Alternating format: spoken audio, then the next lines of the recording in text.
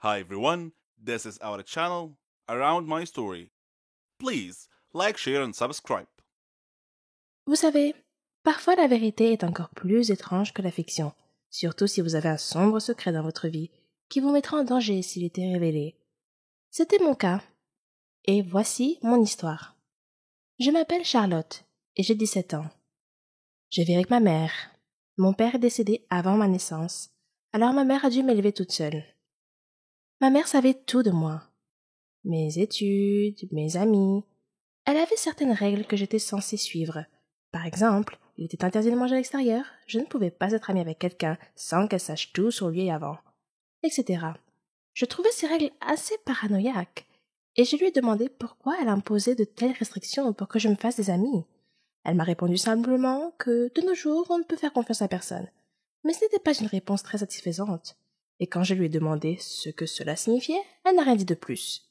En grandissant, ces règles me déconcertaient encore plus, et je ne pouvais pas m'empêcher de me demander si elles avaient un rapport avec mon père, dont je ne savais rien. Maman disait toujours qu'il était un trouble-fête, et elle me disait que tout serait clair pour moi avec le temps. Un jour férié, j'ai rejoint un nouveau groupe.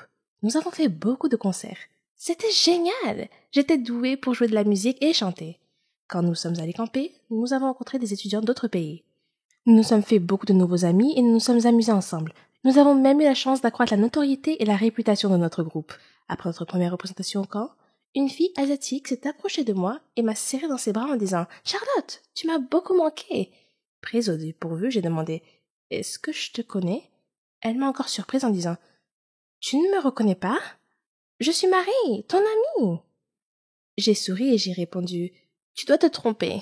Je ne te connais pas. » Après avoir insisté sur le fait qu'elle était bien mon amie, elle s'est excusée et est repartie en courant rejoindre ses amis. Bizarre. Maintenant que j'y pense, j'ai souvent eu l'impression étrange que quelqu'un m'observait partout où j'allais. J'ai essayé de me débarrasser de ce sentiment à plusieurs reprises, mais je n'ai jamais pu. Je me disais simplement que ça devait être mon imagination. Ce soir-là, nous sommes tous allés faire une excursion dans la jungle. Il faisait très sombre. J'étais séparée du groupe et je me suis retrouvée seule, entourée d'arbres. J'ai appelé mes amis, mais personne ne m'a entendu. Soudain, je suis tombée sur quelqu'un. Une fille, semble-t-il, et je me suis excusée. Quand je me suis retournée pour la regarder, j'ai été choquée de voir moi-même, ou mon double. C'était comme si je me regardais dans un miroir. Qui es-tu? Ai-je demandé. Je suis Charlotte, a-t-elle répondu simplement. C'est impossible. Je suis Charlotte, dis-je avec assurance. Es-tu avec nous ici au camping? Oui, dit-elle. Je lui ai demandé quel était le chemin du retour vers le camping. Elle a indiqué une direction et nous sommes repartis. Alors que nous marchions, son téléphone a sonné. C'était son père. Il était inquiet pour elle et voulait s'assurer qu'elle allait bien. Nous sommes arrivés à nos tentes sans incident et j'ai dit « C'était vraiment agréable de te rencontrer, Charlotte. Je te verrai demain ?» Je ressentais une forte connexion avec cette fille pour une raison quelconque. Puis je me suis rendu compte que j'avais oublié mon sac et je suis allée le chercher. Et de nouveau, j'ai eu ce sentiment inquiétant d'être observée. Soudain, quelque chose me frappe à la tête. Quand je me suis réveillée, je me suis retrouvée assise dans une voiture entourée de personnes portant des lunettes de soleil et j'étais vraiment effrayée. « Qui êtes-vous » ai-je demandé. « Et qu'est-ce que vous voulez de moi ?» Un homme m'a dit que mon père était la raison pour laquelle il m'avait kidnappée. Quand je lui ai répondu que mon père était mort il y a longtemps, il a juste ri. Puis il me pulvérisa quelque chose au visage et je perdis connaissance. Quand je me suis réveillée plus tard, l'autre Charlotte était attachée à côté de moi. L'un des hommes semblait confus de voir moi et a demandé à son patron laquelle de nous était la fille qu'il cherchait. Soudain, j'ai entendu quelqu'un crier « Stop! Ne bougez pas !» La police surgit de la ligne des arbres, encercla la voiture et apprehenda les hommes. Puis, ils nous détachèrent toutes les deux. Quelqu'un est apparu, l'air très inquiet. L'autre Charlotte a commencé à se réveiller et a demandé où elle était et ce qui se passait. Puis, elle vit son père et courut vers lui. Son père m'a alors regardé et m'a demandé mon nom et celui de ma mère.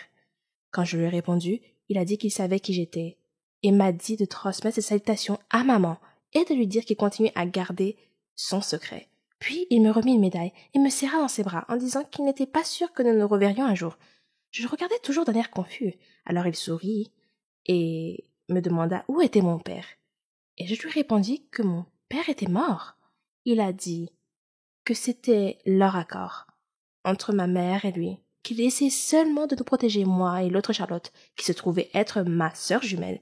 Il dit avoir eu des problèmes dans son travail. Des gens ont menacé de nous tuer. Alors lui et ma mère ont décidé de nous séparer. Elle t'a emmené et j'ai pris ta sœur jumelle, a-t-il dit. Nous avons fait ça pour te garder en sécurité. J'ai appelé ta jumelle Charlotte, comme toi. Je me sentais encore un peu bouleversée à ce moment-là. C'était absurde. Je ne pouvais pas le croire. Soudain, j'ai entendu quelqu'un m'appeler. « Charlotte, réveille-toi! C'est l'heure de notre voyage. Tu as dû faire un cauchemar, car tu criais. » Je me suis réveillée et me suis retrouvée dans une tente avec mon ami. Quand je suis sortie de la tente, je me suis arrêtée. Juste en face de moi, me regardant dans les yeux, se trouvait une fille qui était mon reflet exact. Ce qui est agréable avec la réussite, c'est de voir tous vos amis et votre famille être si fiers de vous et de vos réussites. Ce respect et cette appréciation mutuelle sont le fondement de la véritable amitié. Mon histoire parle de succès et d'amitié et aussi quand deux amis deviennent incompatibles et ne vont plus de pair. Je m'appelle Chérie et j'ai 21 ans. J'avais une amie qui s'appelait Margot. Elle n'était pas seulement mon amie, elle était ma meilleure amie, ma sœur. Elle était tout pour moi. Nous étions semblables à bien des égards, même dans nos passe-temps et nos rêves. Après la mort de mon père, maman et moi avons déménagé dans le quartier de Margot, car sa mère était la meilleure amie de ma mère. Je n'avais que 3 ans à l'époque, alors Margot et moi avons pratiquement grandi ensemble. À l'école, nous partagions les mêmes classes, étudions ensemble et faisions même équipe dans les labos. Elle et moi rêvions toutes deux de devenir pharmaciennes. J'ai eu du mal au lycée, mais je m'en suis sortie grâce au soutien et aux encouragements de Margot. Je n'avais pas autant de liberté et d'indépendance qu'elle, car ma mère me surprotégeait.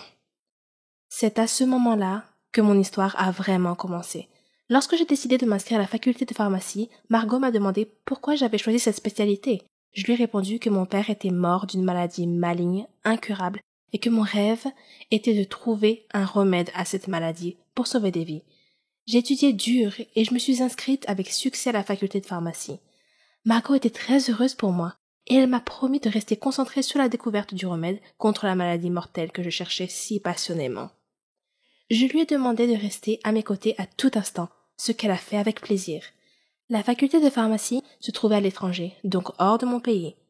Je serais indépendante et libérée du contrôle étouffant de ma mère. Franchement, j'avais hâte d'y être.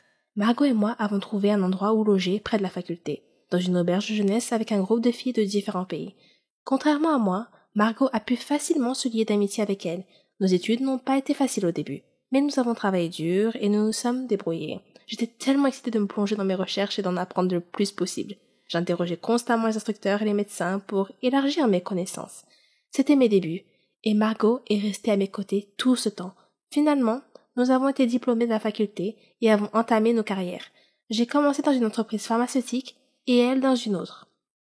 Nous étions maintenant des concurrentes en quelque sorte. Pour préparer mes recherches privées, j'ai loué un appartement près de mon entreprise. Margot a fait de même près de son entreprise. Elle me demandait toujours comment se passaient mes recherches. Elle savait que j'essayais de développer un antibiotique pour guérir la maladie mortelle de papa.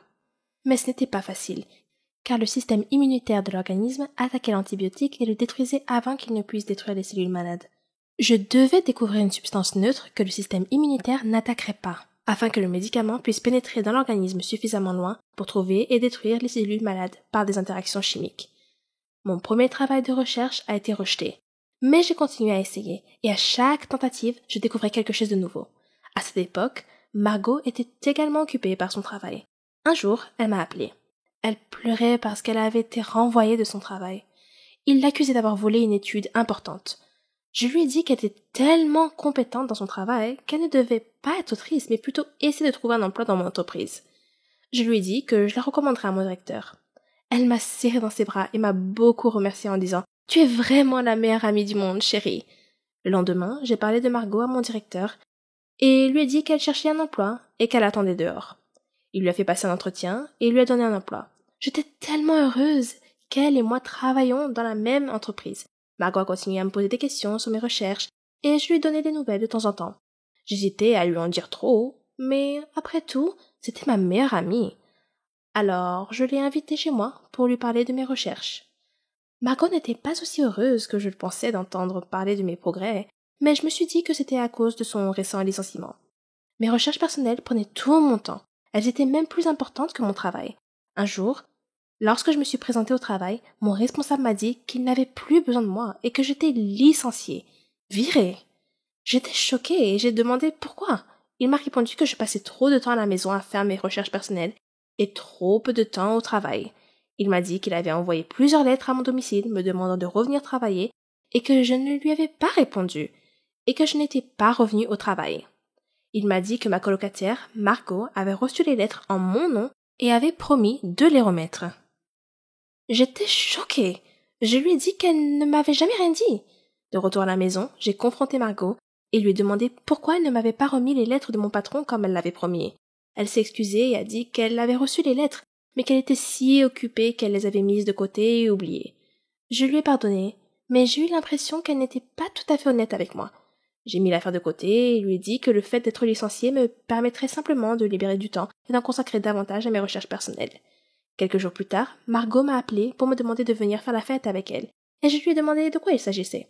Elle m'a dit qu'elle avait obtenu une promotion et pris ma place au travail, mon ancien emploi. J'étais heureuse pour elle, mais en même temps, je sentais que quelque chose clochait dans cette histoire. Et ce sentiment semblait s'amplifier. Le temps s'est écoulé et mes expériences ont finalement été couronnées de succès. J'avais réussi à trouver le médicament qui pouvait détruire les cellules malades. J'étais aux anges. Papa aurait été si fier de moi. J'ai appelé Margot et lui ai parlé de ma découverte. Elle m'a dit « Oh, chérie, tu as réussi! Tu as découvert le remède !» Je lui ai dit que j'avais l'intention de présenter bientôt mes recherches à une autre société pharmaceutique, une société qui était meilleure que la précédente qui m'avait licenciée. Elle avait l'air heureuse pour moi, mais avait un regard étrange. Je me sentais fatiguée et j'ai souhaité bonne nuit. Elle m'a dit qu'elle allait rester debout un moment, alors je me suis endormie. Quand je me suis réveillée le lendemain matin, j'ai trouvé mon espace de recherche en désordre et mes données de recherche avaient disparu. J'ai réveillé Margot et lui ai dit que quelqu'un avait volé mes recherches la nuit dernière. Elle a dit « Ce n'est pas possible. Qui d'autre que toi et moi était au courant de tes recherches ?» J'ai dit « C'était peut-être mon ancien directeur. Peut-être qu'il avait deviné que j'avais fait une avancée. » Je ne sais pas. J'ai appelé la police pour signaler l'effraction et le vol de mes données de recherche, mais ils n'ont trouvé aucune preuve de l'identité du coupable. Je suis retournée dans mon pays d'origine, déçue et abattue. J'ai trouvé un autre emploi, dans une entreprise proche de chez moi. De nombreux mois s'étaient écoulés. Je n'étais plus en contact avec Margot. Nous avions perdu le contact quelque part en cours de route. Et puis un jour, maman regardait la télévision.